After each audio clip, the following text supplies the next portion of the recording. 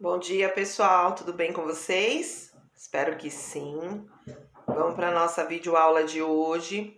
Hoje nós vamos ver aí mais algumas páginas, né, de ciências, tá bom? Apresentando um pouquinho aí a história de um jequitibá, tá? Jequitibá é uma árvore, gente, que tem mais ou menos um tamanho de um prédio de 20 andares. Então ela é gigantesca, é gigante mesmo, tá? E eles colocaram aí uma introdução, ó, para vocês lerem, né, na Mãos a Obras. E aqui do ladinho, ó, tá a foto do Jequitibá, tá certo? Então, ó, só para vocês saberem, né, o que é esse Jequitibá.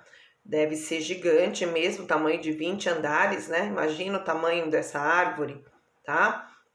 E a gente vai fazer uma leitura desse pequeno trecho aqui, né, da apostila que vem nos apresentar aí o Jequitinhonha, e depois vocês vão fazer em casa, individualmente, a leitura da história do incêndio do Jequitibá de Carangola, tá certo? Então vamos aqui fazer a leitura dessa introdução e depois as outras páginas aí vocês vão fazer a leitura aí sozinho em casa para poder fazer as atividades que eu vou explicar, tá bom?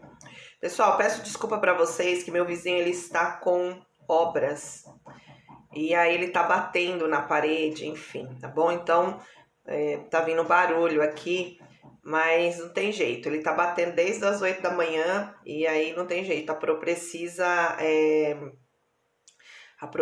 gravar aula para vocês e eu não vou esperar ele parar de bater para eu poder gravar, né? Senão também vocês ficam esperando e não consegue depois fazer se eu passar mais tarde, tá bom?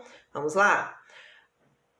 A árvore Jequitibá tem o tamanho aproximado de um prédio de 20 andares, olha lá. Seu tronco é grosso, ó. Suas folhas têm cores verdes e avermelhadas. É uma árvore típica da Mata Atlântica brasileira. Devido ao seu tamanho, ela é conhecida como gigante da floresta. Foi aquilo que eu falei, né? Ela tem um tamanho aí de um prédio de 20 andares e ela é conhecida como um gigante mesmo. Enorme essa árvore. Muitos artistas já se inspiraram e ressaltaram a beleza do Jequitibá. Um deles foi o Hélio Ziskin. Ele narra um fato em música que ocorreu em uma cidade mineira chamada Carangola, onde a população se mobilizou para apagar o incêndio criminoso em um jequitibá. Leia a seguir.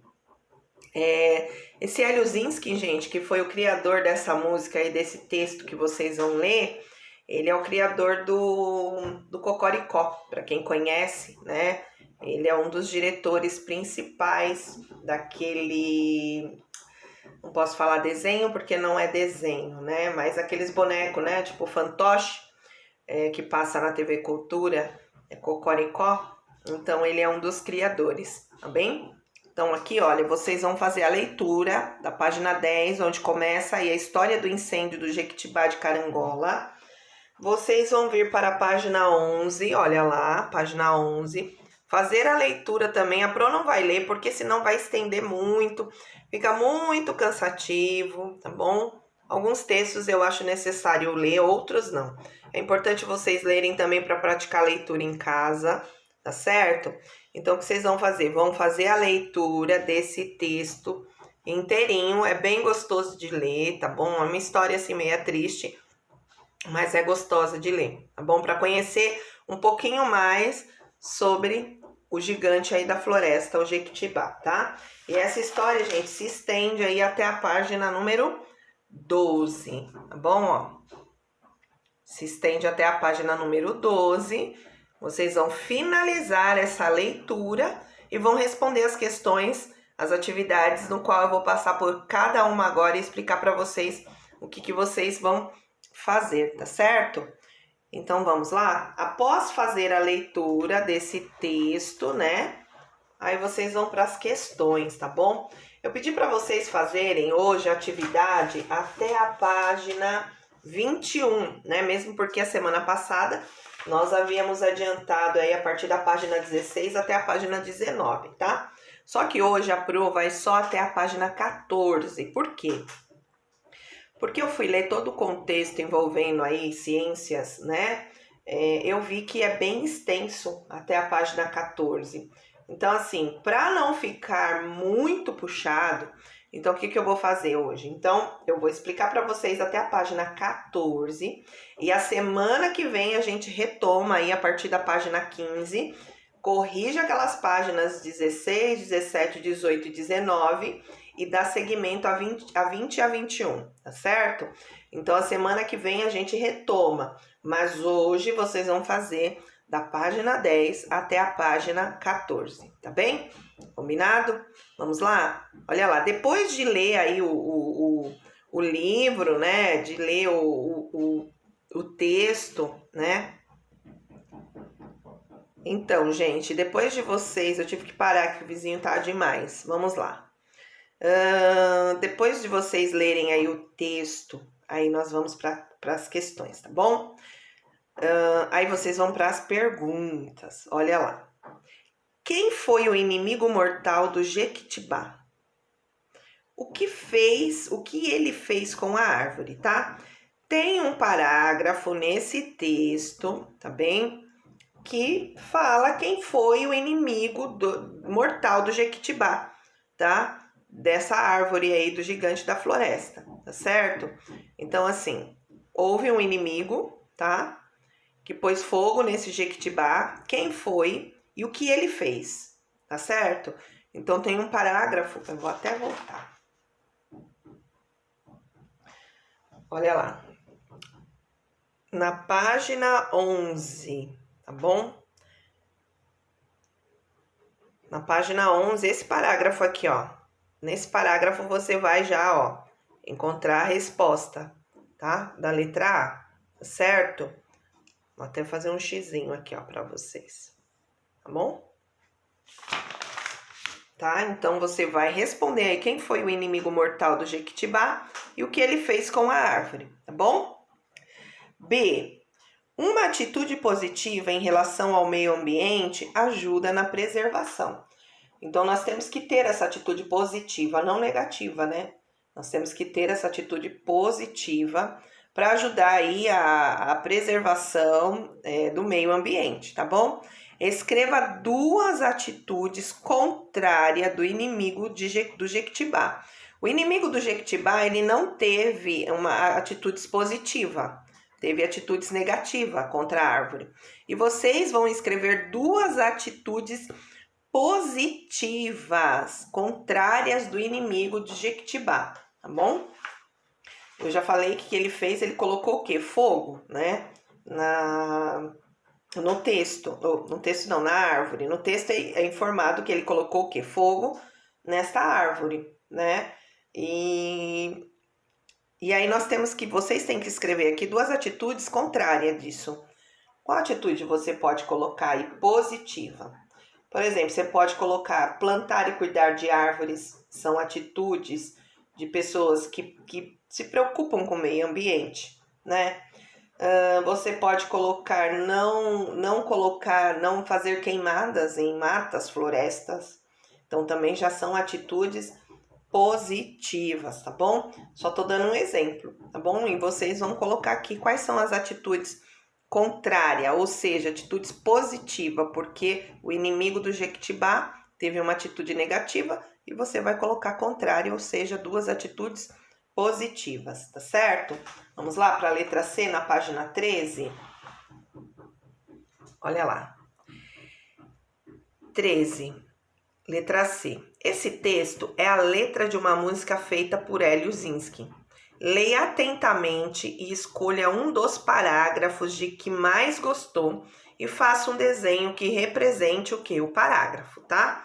Então, o que tá pedindo aqui na letra C? Você vai voltar no texto, tá bom? Você vai observar um desses parágrafos, lembrando o que é parágrafo, né? Cada pedaço que tem o que? Já o espaço, né? O parágrafo, né?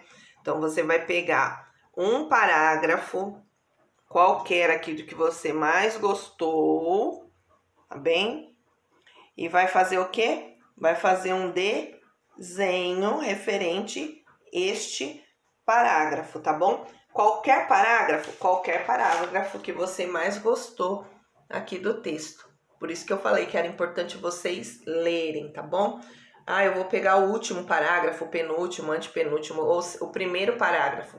Não importa. Escolha um parágrafo e faça o desenho conforme se pede aqui. Eu vou mandar o link dessa música para vocês, tá? Caso queiram ouvir, é bem bacana. Queiram não, eu acho importante, interessante vocês verem e ouvir, porque o Hélio Ziskin, ele é um excelente artista, né? Músico e criadores de história, assim, fantástica. Eu falo que eu gosto muito do Cocoricó, eu sou suspeita para falar, tá bom? Mas eu vou mandar e vocês escutem essa música. Talvez eu peça para que vocês escutem até antes de começar a leitura do texto, para que vocês tenham mais ideias aí para fazer o quê? O desenho nessa página, tá bom? 13 na letra C, tá bom? Vamos lá. Vamos para a letra D. Infelizmente, a história do Jequitibá se repete todos os dias por homens que não têm consciência ecológica, ou seja, não pensam em preservar o meio ambiente e só destroem. Okay? Então, a gente já sabe que é uma história que a pessoa que colocou fogo aí no Jequitibá, né? Eu tô dando spoiler, mas enfim, mas tem muito mais do que isso. Não tem uma consciência ecológica, tá bom? Se repete todos os dias, né? Porque todos os dias a gente vê fogo na mata, né? Gente que não tá nem aí, taca fogo lá na mata, na floresta e pronto, e acabou, tá bom?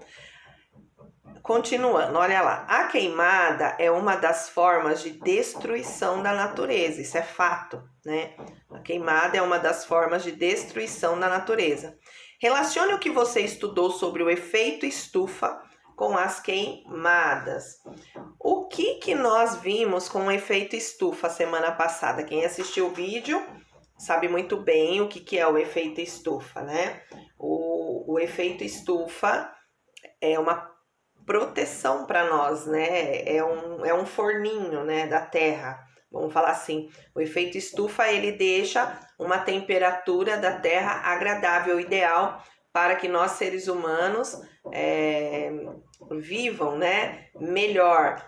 Só que o que está acontecendo? Quando o homem ele começa a destruir o meio ambiente, começa a colocar muito fogo na mata, o que acontece? Essa queimada, ela começa a prejudicar o efeito estufa. Lembra disso que eu falei no outro vídeo? E aí, o que acontece? Acontece o aquecimento global. A fumaça que é liberada pela queima dessas árvores, né, aumenta a poluição e o aquecimento global também. Quanto mais gás carbônico, né, é liberado na atmosfera, ele fica preso junto ao efeito, né, estufa. Eu vou voltar lá na foto do efeito estufa para vocês entenderem um pouquinho melhor o que eu tô falando. Olha lá, lembra dessa foto? Então, aqui são os raios solares, né, ó, entrando na Terra.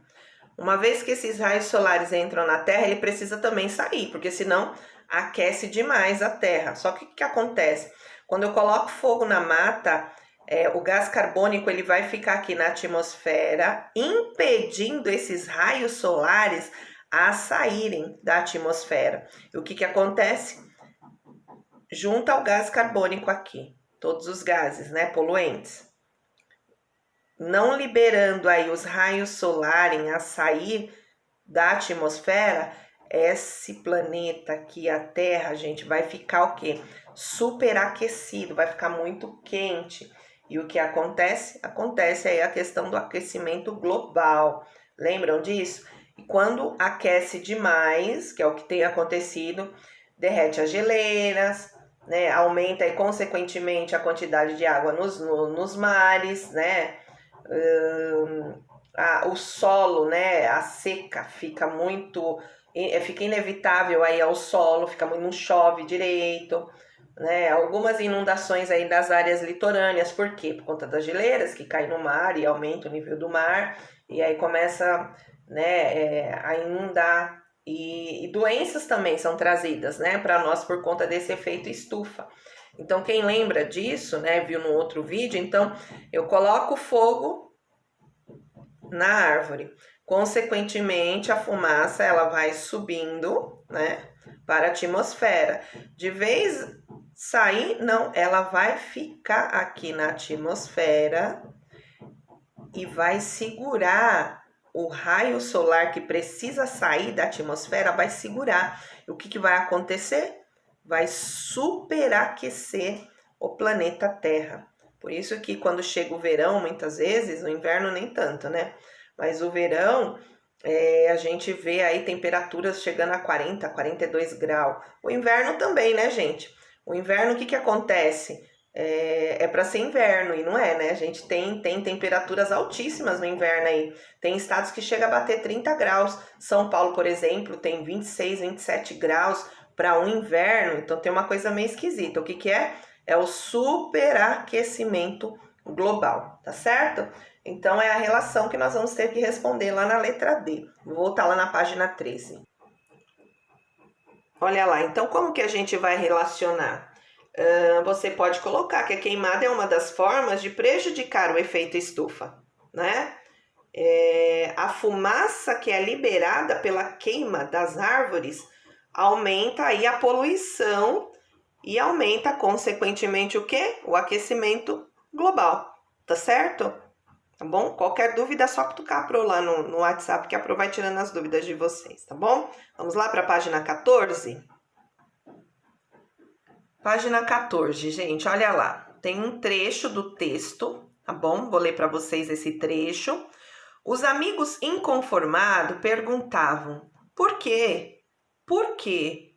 Por causa de um gigante, um homem do mal, com arma de fogo, lutou com os homens do bem e suas espadas de água.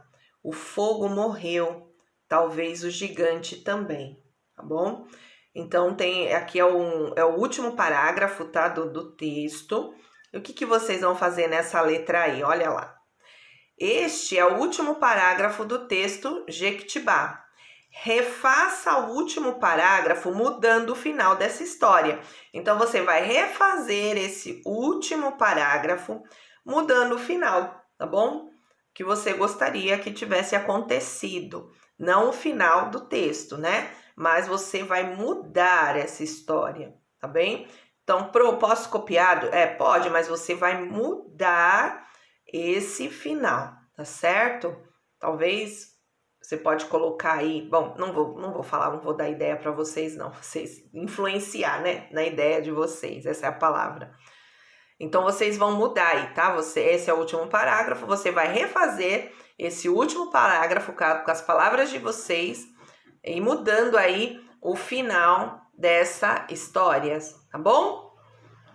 Vamos aqui, ó, tem uma pesquisa ainda na página 14, olha lá. Releia no texto. No texto tem um parágrafo que fala assim, ó, talvez a seiva não pudesse mais subir, tá? Então você vai lá procurar esse parágrafo que vem falar, talvez a seiva não pudesse mais subir, tá? A seiva relatada no texto é composta por substâncias que ajudam no crescimento e mantém a vida da árvore, tá? Então, essa seiva, ela tem aí substância, tá bem? E ela mantém a vida da árvore. Pesquise em livros, revista ou pela internet e escreva em seu caderno respondendo as seguintes questões. Quais são os tipos de seivas existentes de uma árvore, tá bom? Qual é a composição, ou seja, do que elas são formadas, do que essas seivas são formadas, um caderno, tá bom? Você vai copiar a pergunta e vai responder, tá certo? E como se chamam os vasos que as plantas utilizam para transportar as seivas? Tem lá no Amigo Google, tá bom? Tem lá que a Pro já pesquisou, já deu uma olhadinha, tá? Inclusive já tem até a resposta. Mas vocês precisam pesquisar também, tá certo? Então você vai colocar no seu caderno, copiando mesmo, tá? as 3 perguntas com esse enunciado, você vai copiar, tá bom? E vai responder no caderno de ciências, né? Quem tem, quem não tem problema, pode colocar aonde o caderno que você costuma estudar, respondendo aí as 3 questões, tá? Quais são os tipos de seivas existentes? Qual é a sua composição? Ou seja, do que elas são formadas? E como se chamam os vasos que as plantas utilizam para transportar as seivas? Tá certo? Então é isso, pessoal. Pedi para vocês fazerem aí a página 16, 17, 19, 20 e 21, mas não façam porque nós vamos retomar. A semana passada eu já havia pedido, né, para fazer a 16, a 17 e a 19. Deixa ela prontinha porque a Pro vai corrigir com vocês a semana que vem, tá certo? Mas a 20 e a 21 não façam, tá bom? Porque hoje já tem bastante coisa, né? Pesquisa, tem escrita. Então aí vocês vão talvez dar conta. Mas a 20 e a 21 a gente retoma semana que vem, junto com a correção das outras páginas, tá bom? Qualquer coisa já sabem, só me procurar, perguntar. A Pro tá aqui para tirar a dúvida de vocês, tá bom? Estudem, faça a leitura com responsabilidade e compromisso, tá bom? Leiam mesmo, não fiquem com preguiça de ler. O texto é um texto gostoso para ler, tá? E aí, bom dia para vocês, um bom estudo, um beijo, fiquem com Deus e até amanhã, se Deus quiser. Tchau, tchau.